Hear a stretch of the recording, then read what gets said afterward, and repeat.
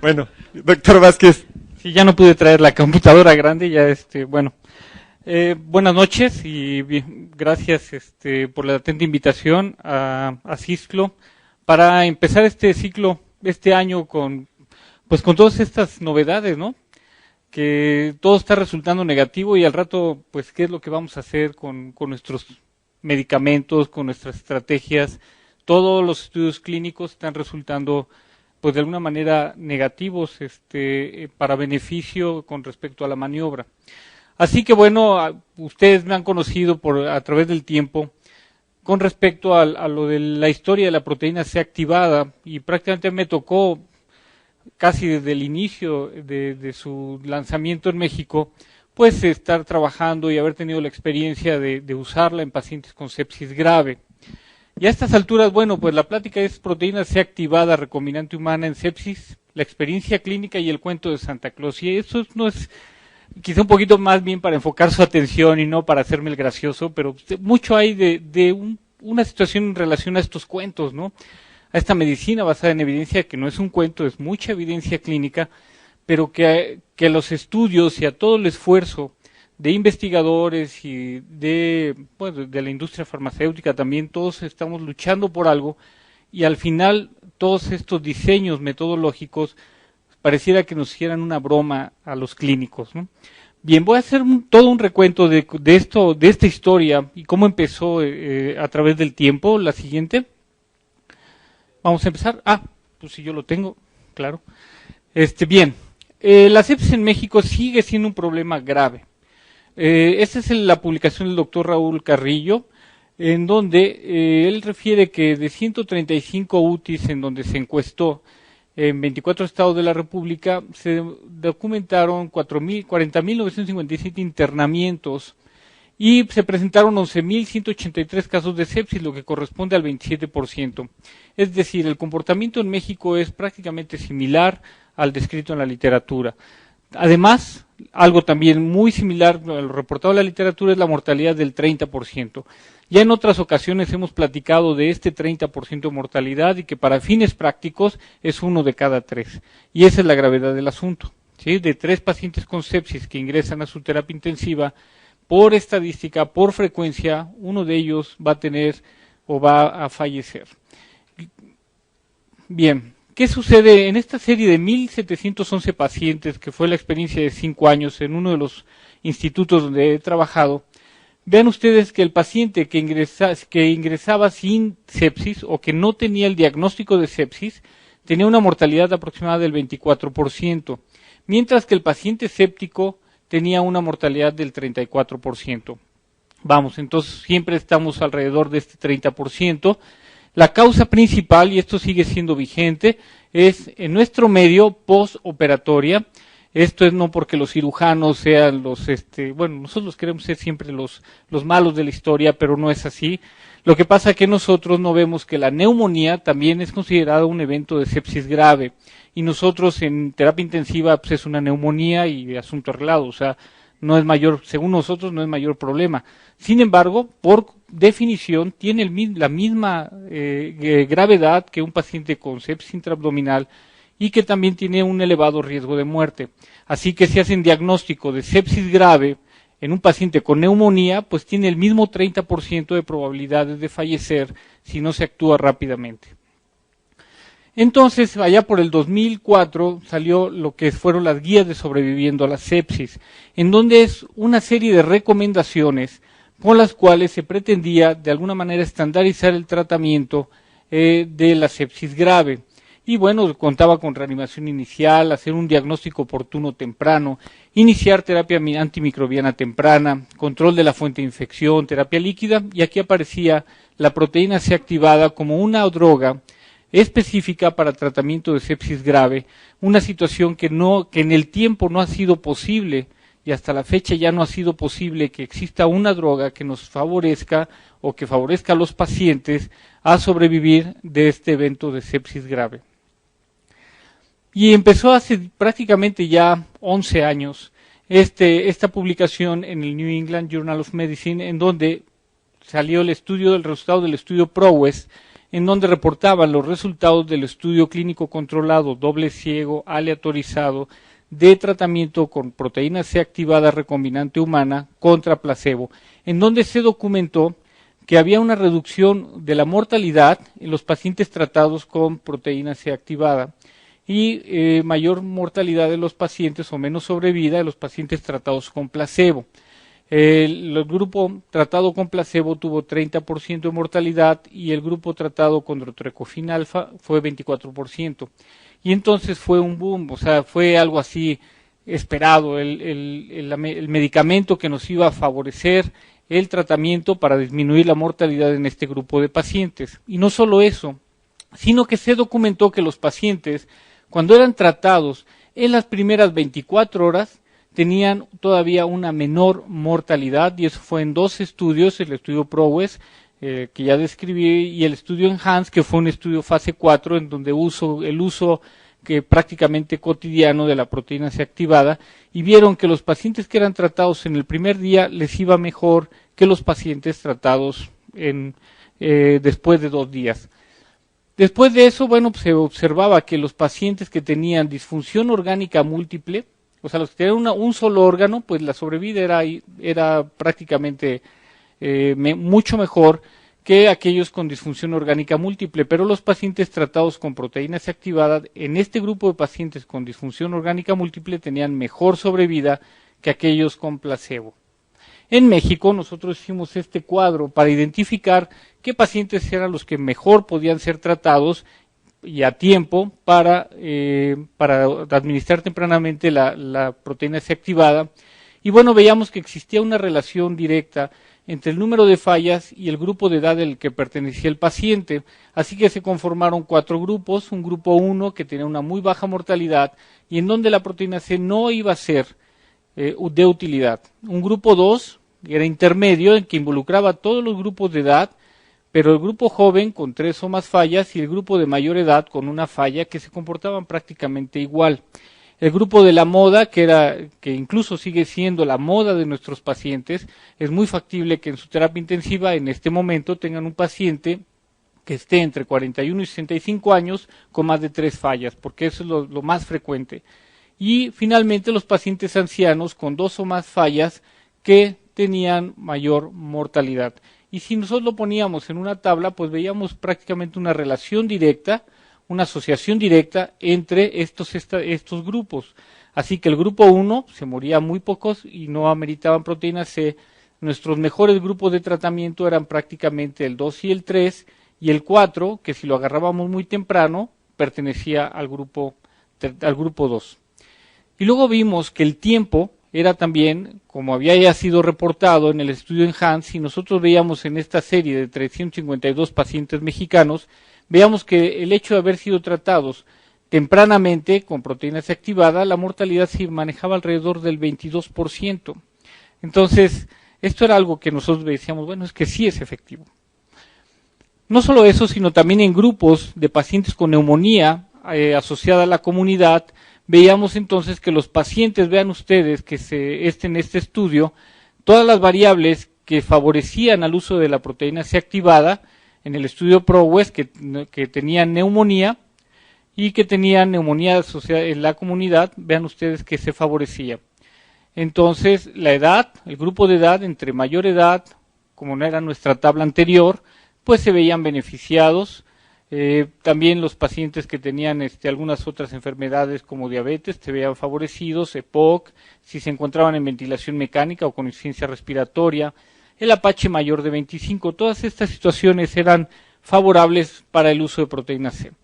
Nosotros en esta serie de 96 casos, ya específicamente en la terapia en la que estuve yo trabajando, veíamos que si los pacientes tenían menos de 24 horas de tratamiento, la mortalidad era alrededor del 31%, mientras que los que se trataban después de 24 horas eran 69. Esta es una serie de 96 pacientes de seguimiento prácticamente en 5 años, y se seguía cada uno de los datos.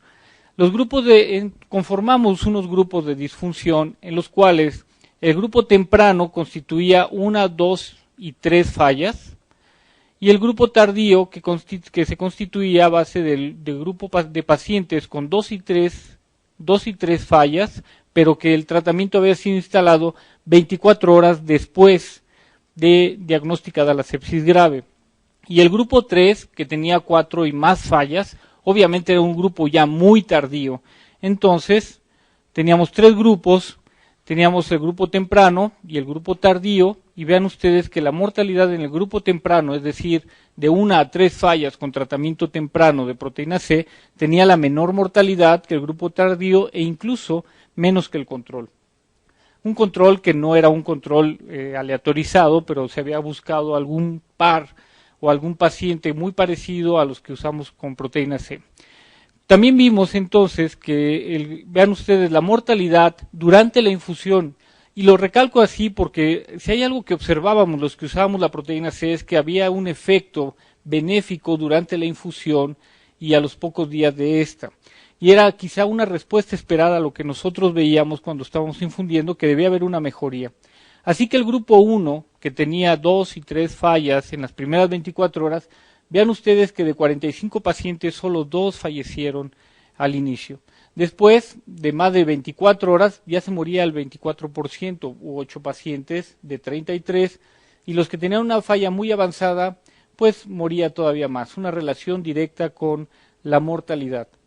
Después, a los 8 días, terminaba la infusión y veíamos qué pasaba a los 8 días con estos pacientes, y vean ustedes, de 43 pacientes solo 1 falleció de inicio temprano, mientras que seguían falleciendo en el grupo 2, y en el grupo 3 pues ya no había tantos que fallecieran, porque ya no había muchos pacientes, pero este grupo, decíamos, bueno, ¿qué está sucediendo con este grupo? Y probablemente que le retirábamos el apoyo, es lo que pensábamos, retirábamos el apoyo y que pudiera promover mayor mortalidad.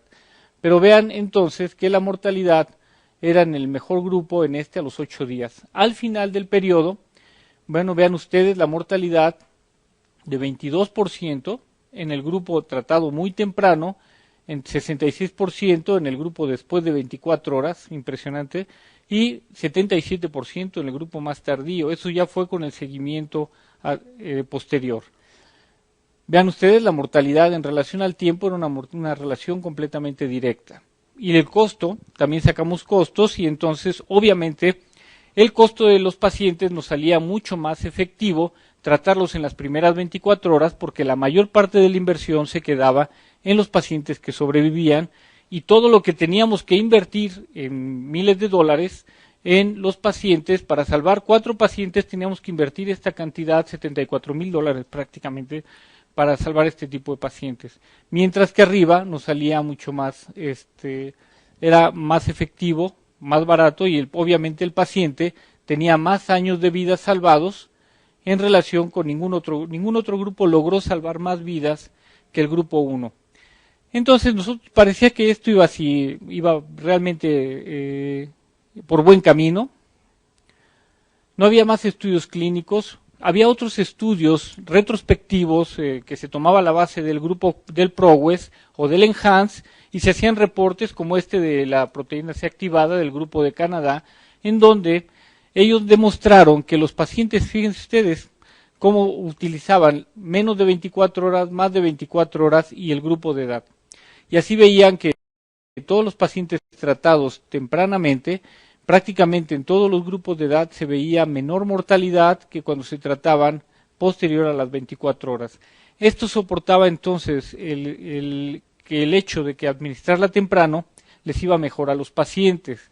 Esta es una serie ya de pacientes, de miles de pacientes que utilizaron proteína C activada y a quienes se les buscó un control para hacer los comparativos. No es un estudio clínico aleatorizado, no es comparativo, simplemente es una gran serie de casos con una gran cantidad de pacientes en donde se les buscaba un control o 2 controles para compararlos.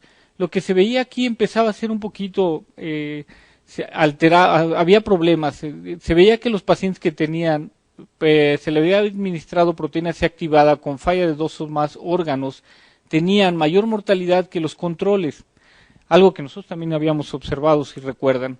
Pero la mortalidad hospitalaria pues era muy similar, algo de lo que finalmente sucedió en el último estudio. Pero ahora vean ustedes que la mortalidad en la unidad de terapia intensiva, con los pacientes que tenían más de 2 órganos con proteína C era mayor que los controles.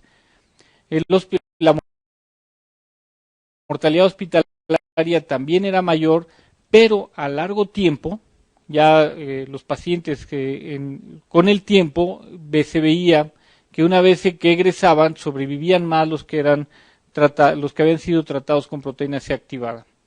Esta es otra serie en donde se observa cuáles fueron la misma serie de Rowan, en donde se ve prácticamente qué es lo que favorecía la proteína C activada, y esto se veía que había, ya una vez hecho los ajustes necesarios, que había beneficio al utilizar la proteína C activada, ya que disminuía el riesgo de muerte. ¿Cuáles eran estos factores? La edad, o sea, los pacientes que tenían mayor edad se veían mejor beneficiados, o el grupo de la moda, como era nuestro grupo, también se veía muy beneficiado. El género, las mujeres, aquí salió más con mayor protección. El número de órganos, entre más órganos, mayor protección, se favorecía más el uso de proteína C. Y el Apache 2, a mayor escala de Apache, mayor protección, y estas con otra escala también, que tenía protección. Este metaanálisis también se concluía que los pacientes que eran tratados con proteína C activada podía estar asociada con una reducción de la mortalidad cuando se hacía de manera temprana. ¿Y cuáles eran estos? Bueno, aquí se veía que había menor, vean ustedes, son situaciones interesantes. Ese es el grupo tratado contra el grupo sin tratamiento, pero que se les junta un par. No es otra vez, no es un estudio clínico aleatorizado, es una gran serie de casos. En este caso, vean que la estancia hospitalaria era un poco mayor en los pacientes tratados que en los no tratados, pero la mortalidad hospitalaria fue significativamente menor en los tratados que en los no tratados, y lo mismo, bueno, las readmisiones no hubo, aunque fue menor, no fue estadísticamente significativo. La mortalidad sí fue, casi pegó en rasgo de significancia, aunque no lo fue. Era menor la mortalidad en el grupo tratado que en el no tratado. Vean ustedes también la estancia en días era un poco mayor significativamente en el grupo tratado. La estancia, los días de ventilador también un poco mayor, y bueno, había unas situaciones que no concordaban con los estudios originales, pero la sobrevida al día 1 o al día 2 era mejor en los pacientes tratados tempranamente que en el grupo tardío. Este autor también mencionó sobre la edad y el número de fallas, y vean ustedes que los pacientes tratados tempranamente tenían mejor sobrevida. El éxito iba muy bien hasta que apareció el resultado, ya ni siquiera fue el estudio, y eso es algo que todavía nos tiene un poquito pendientes de que quizá vaya a salir un estudio con los resultados completos del PROWE-SHOCK, en donde se notifican los resultados de un estudio clínico aleatorizado, placebo controlado, doble ciego, en el cual se volvió a repetir placebo contra proteína C activada en pacientes con shock y todos tratados de manera temprana. Nosotros, mientras estábamos en Cancún lidiando con el huracán, no solo fue el huracán lo que nos dio nos puso fríos, sino también esta notificación de la FDA en donde sacaba del mercado la proteína C, y no solamente eso, sino que prohibía su uso, advertía de su uso, y que recomendaban no utilizarlo ya nunca más en los pacientes graves. ¿Por qué? Porque los resultados habían mostrado que el grupo tratado con proteína C activada se moría el 26.4%, mientras que los del grupo placebo 24%. Entonces, se moría más todavía el grupo tratado, como el estudio anterior, los pacientes tratados con el medicamento que nosotros queríamos demostrar que era benéfico, se moría un poco más, aunque no significativamente. El riesgo de sangrado era igual, así que no era seguro utilizarlo, pero ya poco importó porque se retiró la proteína del mercado. ¿Qué les parece? Pues bueno. Y aquí es donde aparece el cuento de Santa, ¿no? Fíjense ustedes que mi hijo, cuando estaba pequeño, cuando viene la Santa, la plática, espero que ninguno de ustedes todavía tenga esta creencia, hoy hay niños en la sala, no hay. Bueno, resulta que en las pláticas familiares mi hijo dice, papá, te juro que vi a Santa, y lo vi. Cuando era niño lo vi, y surcando el cielo, y me costó mucho trabajo aceptar que era un cuento. ¿Sí? Y entonces, ¿qué vimos nosotros? ¿Qué veíamos nosotros? O sea, poníamos la proteína y el paciente se estabilizaba. ¿Sí? Exactamente, ¿sí? Pero vean ustedes lo que dijo mi hija con respecto a los argumentos de Santa, porque ella decía, papá, cuando estaba yo en primero de secundaria, tenía un argumento que era infalible y mis compañeros no podían debatirlo mucho. Y decía, sí existe Santa, porque simplemente les decía que no era posible que todos los papás del mundo se confabularan en semejante mentira. Uno se ponía rojo, ¿no? Entonces, ¿qué es todo esto, no? Es por eso ese cuento, ¿no? O sea, en un momento dado pasamos 10 años hablando, estudiando, observando el efecto del medicamento y veíamos que funcionaba y que de repente, o sea, no podíamos estar todos los clínicos en un momento dado, había una división, había una gran confrontación, sí. Había quienes de una manera muy fácil decían que no funcionaba y nunca iba a funcionar. Quizá ellos veían lo que nosotros no veíamos. En fin, pero que bueno, no podía existir tanta confabulación. Algo tenía que estaba realmente mejorando a los pacientes. Esta es nuestra gráfica en el instituto, en el hospital en donde yo trabajé. Lo inauguré, de hecho, esta terapia, y desde el primer paciente hasta el 1000 y tantos, 1500, nosotros hicimos seguimiento diario. Y veíamos entonces que esta es una distribución del 100% dinámico de la mortalidad de los pacientes o el desempeño de mi terapia, o sea, cómo era, ¿no? Y así que en el 204 nos metimos el susto de la vida porque teníamos una mortalidad del 40%. Empezamos a hacer estrategias y bueno, caía, luego volvía a subir y caer. Cuando vimos y separamos los pacientes sépticos, vimos que esta gráfica en buena medida era influenciada por los pacientes sépticos. Y vean ustedes cómo después de un tiempo empezó a haber un descenso paulatino y sostenido de la mortalidad. ¿Qué se debió a esto? Primero, bueno, que usamos certificación ISO, empezamos a hacer un proceso de atención en sepsis y posteriormente utilizamos el apego a las guías de sobreviviendo a la sepsis. Entonces, esto nos hizo de alguna manera mejorar nuestra sobrevida. Y si nos vamos entonces a lo que es las guías de sobreviviendo a la sepsis, vemos que los resultados es un estudio reportado en el 2010 de toda la experiencia de muchas unidades de terapia intensiva que siguieron las guías de recomendación. Vean ustedes cómo la mortalidad hospitalaria está directamente asociada si el paciente adquiere la infección en la terapia intensiva o si en piso. Vean que en piso se mueren todavía más que en cualquier otro sitio.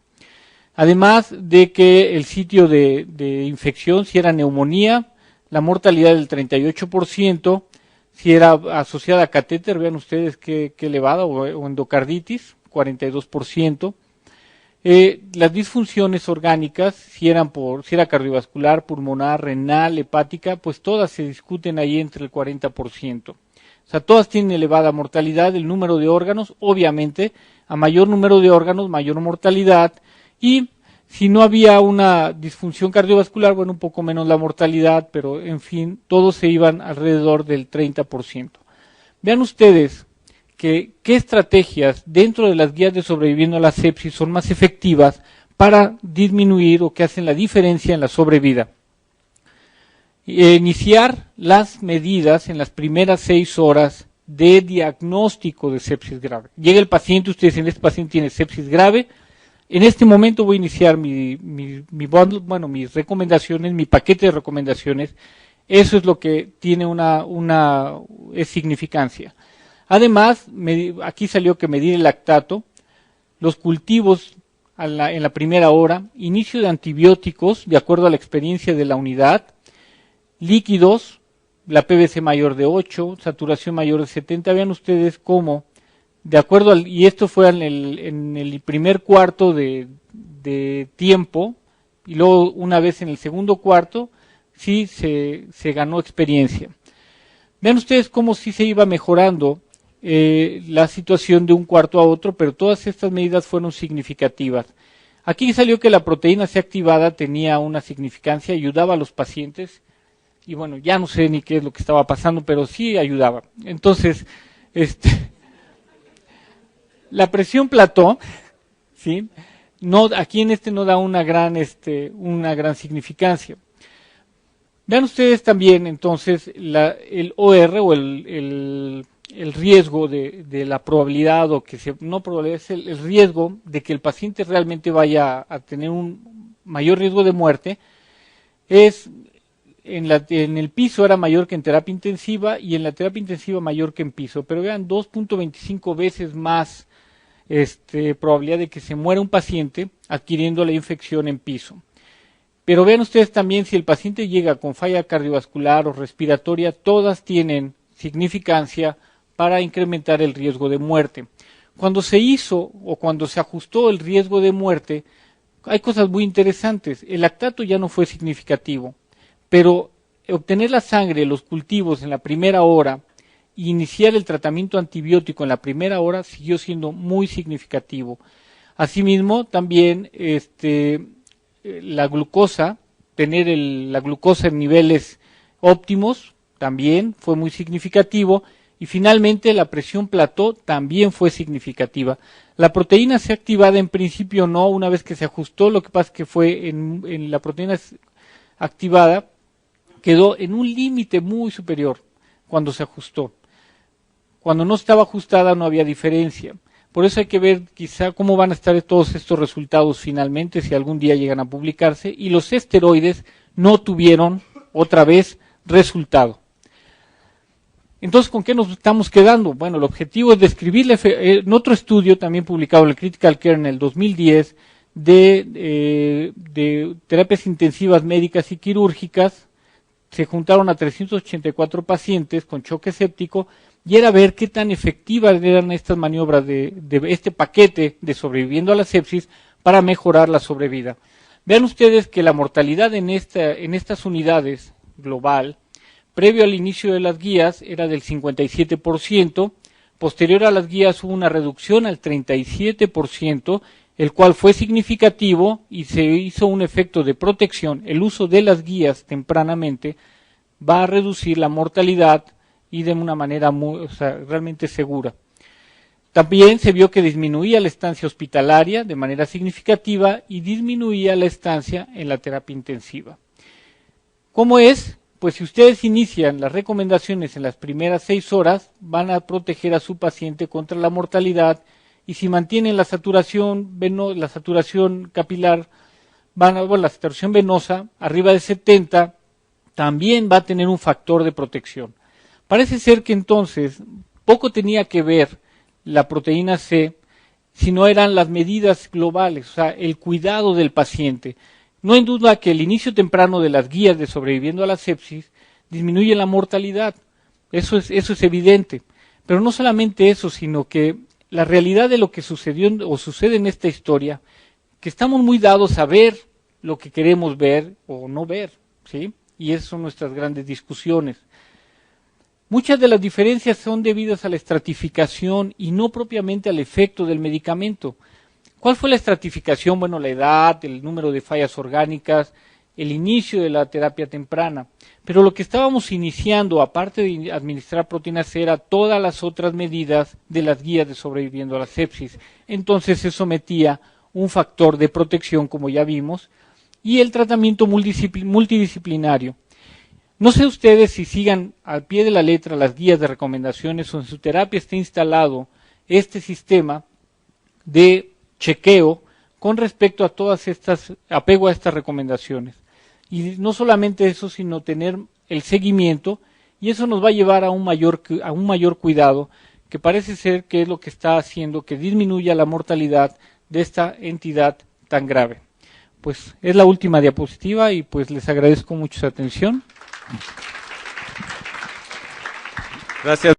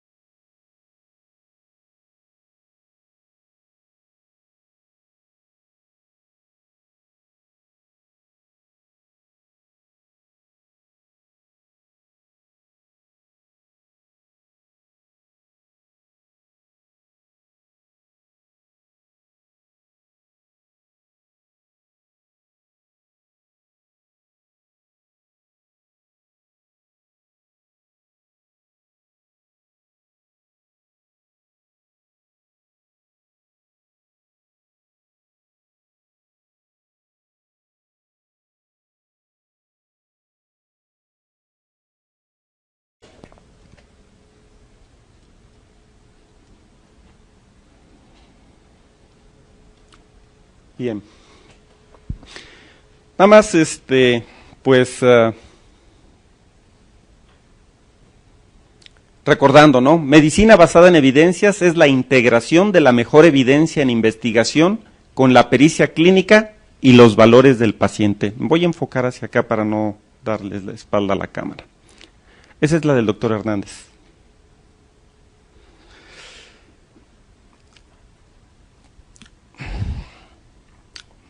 Ya no me la muevan. Entonces, medicina basada en evidencia es la integración de la mejor evidencia en investigación con la pericia clínica y los valores del paciente. Esta es una definición del doctor Sackett, sigue vigente hasta estos días, ¿no?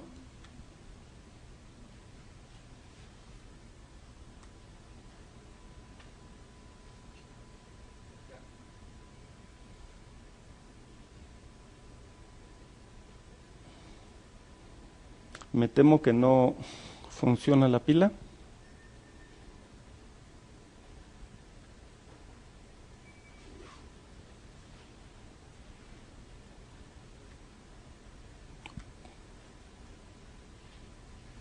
¿Por qué no es?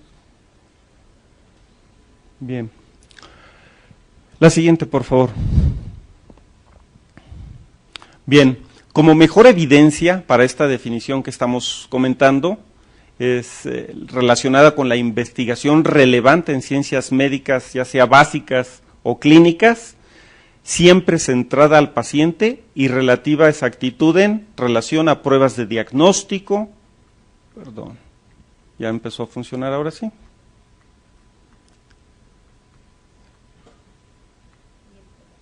Ya me pasé.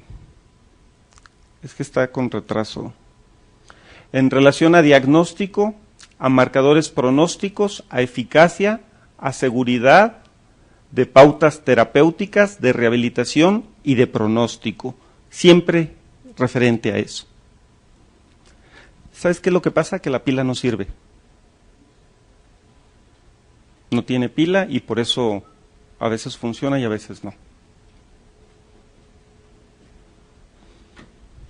Bien.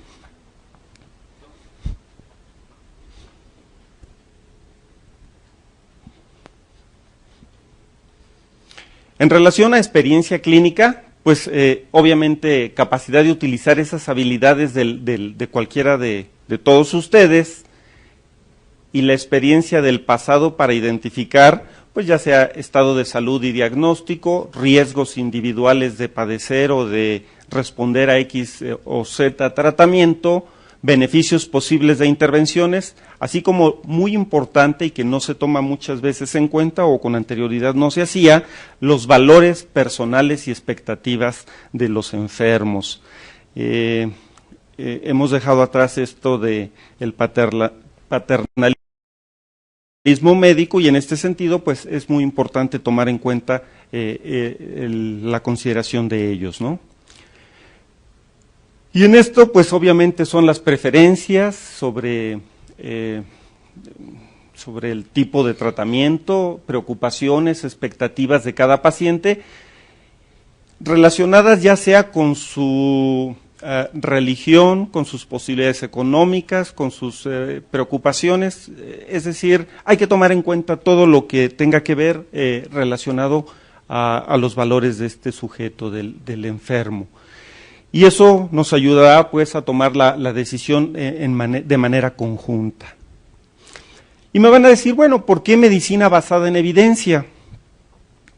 Bueno, pues simplemente todos los días están apareciendo cantidad importante de publicaciones, algunas con información válida, otras no tanto, y estas publicaciones tienen que ver muchas de las veces con lo que nosotros manejamos, con diagnóstico, pronóstico, tratamiento, prevención, rehabilitación, etcétera.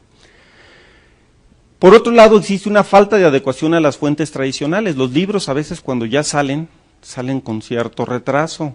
Yo me acuerdo cuando yo era estudiante, pues a lo mejor un libro podía durar 5, 10, 15 años vigente. Ahora no es tan fácil que un libro esté vigente tanta cantidad de años con la cantidad avasallante de información que estamos teniendo a diario. Y por otro lado, bueno, también en ocasiones puede haber cierta disparidad entre la habilidad clínica y el juicio clínico. y por eso en ocasiones es importante tomar la mejor evidencia posible en ese momento. Y por otro lado, bueno, ¿quién tiene tiempo para leer la cantidad tan importante de artículos que están apareciendo y estar al día? Entonces, simplemente aún en libros, pues estamos hablando muchos libros que aparecen diariamente, revistas, no se diga, en el Internet. Ahorita les voy a poner un ejemplo de la cantidad, pero fíjense, solamente para señalar, un médico general tendría que leer 19 artículos diariamente durante los 365 días del año para mantener cierto grado de nivel como médico general. A un especialista, pues obviamente, suponiendo que sea lo mismo, imagínense. Y bueno, con este motivo también han aparecido pues los metaanálisis y estudios de farmacoeconomía que tratan de complementar el arsenal de alternativas que tenemos para actualizarnos. Es muy importante también comentarles qué no es medicina basada en evidencia, porque muchos a veces pensamos que medicina basada en evidencia es un medio solamente para ahorrar, y no es así. No es para ahorrar, ese no es el objetivo de la medicina basada en evidencia. Y bueno, en ocasiones pues algunos de nosotros tuvimos profesores en que sí eran muy clínicos, eran muy buenos y todo, y podían a veces señalar que su intuición era importante en la determinación de posibilidades diagnósticas o de cuál era el mejor tratamiento para un enfermo, y pudo haber sido apropiado en cierto momento, pero en este momento no podemos pensar que la intuición pueda ser una alternativa para desarrollar apropiadamente la medicina. Es muy importante que existan conocimiento de las bases fisiopatológicas, hacer observaciones no sistemáticas puede impedir que tengamos los resultados que queremos. Y no cabe duda que tal vez lo más apropiado en este momento hay que ser expertos en la materia de lo que estamos manejando, pero unirla a esta experiencia clínica y al avance científico existente en ese momento. El paradigma actual, pues, entonces tiene que ver este desarrollo de la experiencia clínica con análisis de la evidencia y conjugarlo con las publicaciones que están apareciendo de manera cotidiana.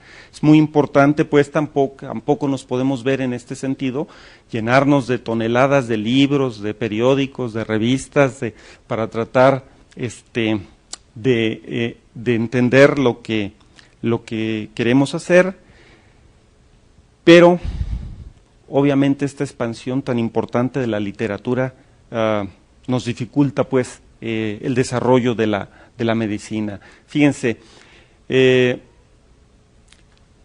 decía que están aumentando importantemente las publicaciones y que en cuestión de 1 año, 2 años, 3 años que vayamos dejando sin actualizarnos, va haciendo que nos volvamos obsoletos. Y entonces, en cuestión de poquito tiempo, nosotros vamos a ser los obsoletos que decíamos que eran algunos de nuestros maestros. Entonces, ojalá no caigamos en ese sentido. Fíjense, leyendo un artículo diario, caeríamos 55 siglos de atraso en la lectura solamente, si solamente pues quisiéramos actualizarnos con todo lo que está apareciendo, ¿no? Esta es la forma exponencial en la que en las últimas décadas ha ido incrementándose las publicaciones en las diferentes bases de datos. Eso es por año. Fíjense los miles de publicaciones y bueno, pues no podemos tampoco leer todos. Fíjense, nada más a propósito del que yo voy a tratar posteriormente, me metí a hacer una búsqueda en PubMed. Fíjense, para trombosis venosa profunda, poniéndolo como está señalado aquí, 57,847 publicaciones. Si le pongo profilaxis, o sea, solamente de eso, 11,000. Prevención, 11,000. Embolismo pulmonar, 39,000. Y prevención de embolia pulmonar, 6,500. Y si lo buscamos en Google, prevención de trombosis venosa, 1,810,000. Y si ponemos embolismo pulmonar, 5,880,000. Entonces, obviamente no tenemos esa capacidad. pero también, pues, obviamente, la calidad, pues, probablemente que exista en Google es muy diferente que la podemos encontrar en PubMed, ¿no? Porque puede haber buenas detecciones aquí, pero tendríamos que leer 1.810.000 para saber cuáles son los buenos, ¿no? ¿Por qué leemos un artículo? Bueno, aquí ponemos algunas de las cosas que, según una publicación que apareció hace ya, creo, 2 décadas en el Annals of Internal Medicine, decían que los médicos leemos un artículo para impresionar a otros. A veces en el pase de visita, para que vean que ese médico es muy bueno, ¿no? Entonces lee un artículo y esa es la razón por la que lee un artículo. Otros, pues, para mantenerse al corriente, ¿no? Para decir, estoy actualizado, Otra, para entender la patología, sí, ¿por qué no? Un artículo, si yo no domino una patología y la quiero conocer, a lo mejor un artículo de revisión puede ser una razón. Para saber cómo otros resuelven ciertos problemas, cuando estamos atendiendo casos difíciles, a ver qué están haciendo en Inglaterra, o qué están haciendo en España, o qué están haciendo en el hospital ABC, cómo atienden ellos ese tipo de problemas. Para saber si usamos una nueva prueba diagnóstica también puede ser, cuando aparecen estas nuevas pruebas diagnósticas, no con mucha frecuencia, pero sí cuando llegan a aparecer. Para aprender de la evolución y pronóstico de cierta enfermedad, para aprender acerca de factores etiológicos, para distinguir entre un tratamiento útil y uno que no lo es. Y eso, bueno, a veces está pasando con cierta frecuencia. Acuérdense que, pues, para no ir más lejos, el esteroide se usó hace 3 décadas, y se usaba mucho, y después dijeron siempre no, y otra vez sí, y ahora término medio. Entonces, también es muy importante, pues, entender muy bien y analizarlos de una manera crítica. También puede ser para aprender sobre el costo-beneficio. En ocasiones un tratamiento puede ser muy bueno, pero no tenemos el recurso, entonces hay que analizar cuál es la mejor alternativa, poniendo todo en la balanza, ¿no? Y bueno, hay quien dice que para divertirse también con las cartas al editor, o quien ve un artículo y que no está de acuerdo, pues también le manda al artículo, al editor le manda una carta diciendo los errores que le detectó, y esa puede ser otra alternativa, pues, para leer una publicación. Y ya específicamente de tratamiento, pues es muy importante que cuando hablamos de publicaciones de tratamiento veamos que la asignación de los pacientes al tratamiento fue correctamente aleatorizada. Que hay que preguntarnos si se reportaron todos los desenlaces clínicos relevantes, también es muy importante que se señalen. Tercero, si los pacientes son similares a los míos, esto tomando en cuenta que lo quiero aplicar a lo que yo estoy haciendo, si no, pues tampoco tiene caso medicina basada en evidencia, nada más para saber cuánta cantidad de cromo puede haber en la lágrima de cualquiera de nosotros, si no, le voy a dar alguna aplicación. O ahí a lo mejor el doctor Hernández me dirá si tiene aplicación o no. Y en tratamiento, pues, también otro punto a considerar, si se evaluaron las diferencias clínicas y estadísticas, hubo diferencias, porque en ocasiones hay diferencia clínica, pero no estadística, y en ocasiones hay diferencia estadística, pero no muy notoria la clínica. Entonces, hay que hacer, pues, el análisis apropiado. Si la maniobra clínica es factible en mi práctica, porque pudiera no tener yo posibilidades de hacerla, si está disponible o no.